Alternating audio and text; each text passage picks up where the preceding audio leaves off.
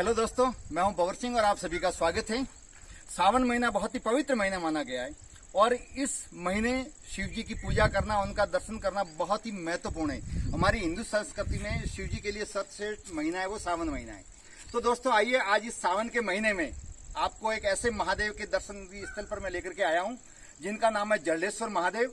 जो आप देख रहे हैं ठीक मेरे पीछे रमणीय स्थल पर स्थित है।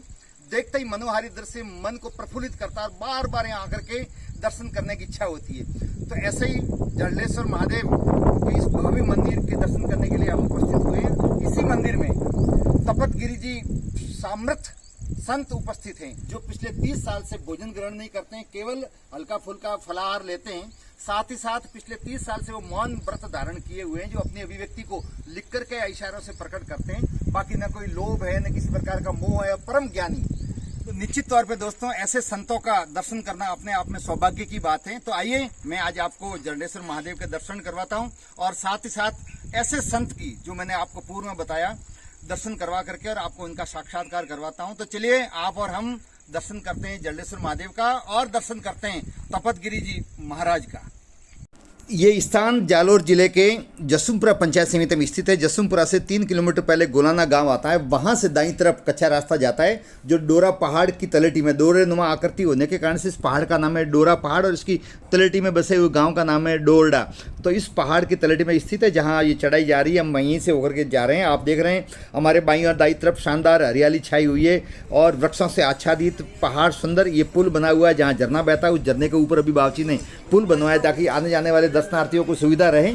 और वहां से सीढ़ियों से हम आगे की तरफ बढ़ रहे हैं। ऊपर आप देख रहे हैं ये शानदार स्थान, यही जरलेश्वर महादेव का स्थान है। वहां से हमने दोस्तों के साथ में सेल्फी ली। नीचे से आप देख रहे हैं शानदार नजारा, उस सावन की रिमझिम फुहारें प्रकृति में 4 चांद लगा रही है। देखते ही आपको इतना आनंद आएगा यहाँ पर आने पर जिसका मैं शब्दों में वर्णन नहीं कर सकता। फिर ठेठ में ऊपर ये पहुंचे। आप देख रहे हैं ये बावसी का पाले हुए एक कुतिया और कुत्ता है और ये हमारे स्वागत के लिए आगे आया और साथ में ही हमारे चल रहा है। यहाँ ऊपर से इस प्रकार से नजर आ रहा है ये स्थान शानदार प्रकृति की गोद में। अब ये जरलेश्वर महादेव का स्थान जो खुले में स्थित है। आप देख रहे हैं सामने शिवलिंग है, ये त्रिशूल बना हुआ है और यही जरलेश्वर महादेव का स्थान है। बहुत प्राचीन है, अति प्राचीन। यहाँ पर हमेशा एक झरना बहता है जो कभी भी सूखता नहीं है। तो प्राचीन काल में भी लोग यहाँ दर्शन करने के लिए आते थे। ये जरलेश्वर महादेव, ये शिव जी की मूर्ति है शानदार।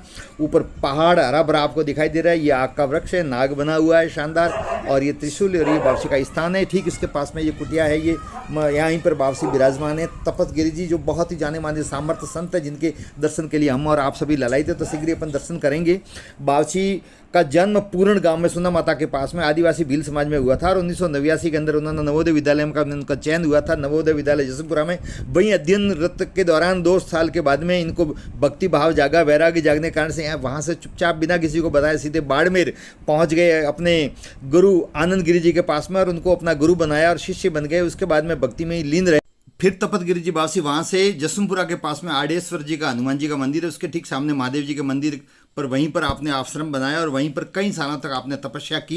लेकिन मुख्य रोड पर होने के कारण से व्यवधान ज़्यादा होता था। फिर बावसी इस प्राचीन स्थान पर आ गए जरलेश्वर महादेव और फिर इनके भक्तों की कोई कमी नहीं है। तन मन धन से भक्तों ने सहयोग किया और ये शानदार स्थान बन गया जो आप देख रहे हैं। प्राकृतिक छटा के बीच में स्थित ये शानदार जरलेश्वर महादेव का स्थान, यहीं पर रहे बावसी पिछले 30 साल से मौन धारण किए हुए और किसी प्रकार का कोई अन्न ग्रहण नहीं करते, केवल हरी मिर्चें खाते हैं और थोड़ा मोटा फलाहार लेते हैं। इसी प्रकार से जो बाई राम जी इनके पास में विराजमान है, ये डोरडा की रहने वाली, इनका पियर डोरडा है और इनका ससुराल नीमच था। उनकी शादी के बाद में उनके पति का देहावसान हो गया तो ये भी तपतगिरी जी बावसी की शिष्या बन गई और इनके साथ में यहीं पर मौन धारण किए हुए रहती है और ये भी फलाहारी लेती है, अन्न ग्रहण नहीं करती है। जिनके इनका नाम रखा गया है संध्या गिरी जी, जो भी सन्यासी के रूप में इन्हें गिरी संप्रदाय में इन्होंने अपनी दीक्षा ली है। तो ये शानदार स्थान यहीं पर बावसी रहते हैं। बावसी जब अध्ययन करते थे तब बहुत मधुर कंठ से भजन गाते थे। नवोदय विद्यालय में पढ़ने के दौरान इन्होंने कैसियो बजाना सीखा और वहाँ सत्संग में जाया करते थे, बहुत सुंदर भजन करते थे। वहीं से वैराग्य का भाव जगा और उसके बाद में उन्होंने सन्यासी रूप धारण कर लिया। और आप देख रहे हैं ये दर्शन करके हम भी धन्य हुए और ये लोग लगातार आ रहे हैं दर्शन करने के लिए, शरणों में शीश झुका रहे हैं, सबको बावसी आशीर्वाद दे रहे हैं। और सामान्य सा बोरी बिछाई हुई है, वहीं पर बावसी विराजमान है। किसी प्रकार का बिल्कुल सामान्य जीवन है, किसी प्रकार का कहीं पर भी सुख सुविधा के साधन जिस रूप में उपयोग उपयोग नहीं करते हैं। बहुत ही तपस्वी है, आपको देख करके बहुत प्रसन्नता होगी। कोई किसी प्रकार का स्वार्थ नहीं। आप देख रहे हैं लगातार भक्त आ रहे हैं, बच्चे परिवार सभी उनके साथ में आ रहे हैं, लोग श्रद्धा से शीश झुका रहे हैं। ये बावर्ची यहीं पर दिन भर बैठे रहते हैं और अपने हाथों से कई बार खाना बनाते हैं, आए गए भक्तों को प्रसाद देते हैं। हमको भी ज़बरदस्ती बावर्ची ने आदेश दिया कि नहीं आपको प्रसाद लेनी पड़ेगी, तो हम भी वहाँ भोजन करके आए। काफ़ी देर तक 2 घंटे तक हमने बैठे, ज्ञान चर्चा की। बावर्ची ने हमारी बहुत सारी जिज्ञासाएं शांत की। ब्रह्म क्या है, शिव क्या है, निराकार रूप क्या है, साकार रूप क्या है, कलयुग में ये सब कुछ क्या हो रहा है, आगे क्या होगा। बावर्ची के भक्तों का ये कहना है कि बावर्ची ने बहुत बार चमत्कार दिखाए जो आपको अलग से कभी और बताएंगे। और ये शानदार स्थान पर लोगों का तांता लगा रहता है। गुरु पूर्णिमा का दिन जबरदस्त यहाँ पर भीड़ होती है। कुछ माह पूर्व बावर्ची ने जीवित भंडारा भी यहाँ पर आयोजित किया था, जहाँ असंख्य भक्त और संत उपस्थित हुए थे और बहुत शानदार कार्यक्रम हुआ था। ये देख रहे हैं बावर्ची लिखित में हमको सब कुछ बता रहे हैं, हम बैठे हुए ज्ञान चर्चा कर रहे हैं। वहीं पर बावर्ची के यहाँ शिष्य लोग आ रहे हैं दर्शन करने के लिए, आप देख रहे हैं। और सोमवार के दिन तो इतनी भीड़ रहती है सावन महीने में कि पैर देने को जगह नहीं है। लेकिन आज तो हम तो फुर्सत से बात की, भक्त आते रहे, हम चर्चा करते रहे बावर्ची के यहीं पर चौटन से एक जाने माने वहाँ के भजन गायक, लोक भजन गायक थानाराम दैया आए हुए थे, जो पिछले 2 दिन से यहीं पर है। उन्होंने भजन भी प्रस्तुत किए शानदार। तो ये बावर्ची की कुतिया है जो बहुत प्रिय है, ये बांध रखी है और मजू पर बैठी। जब भजन कीर्तन हो रहे थे तो ये भी आराम से ऊपर बैठ करके सुन रही थी। तो ये बावर्ची के पास में ही रहती है। ये थानाराम दैया हैं जो बहुत शानदार भजन गाते हैं, आपको भी सुना रहे हैं। तो पहले आप भजनों का स्वागत करें, फिर अपन और आगे बात करते हैं।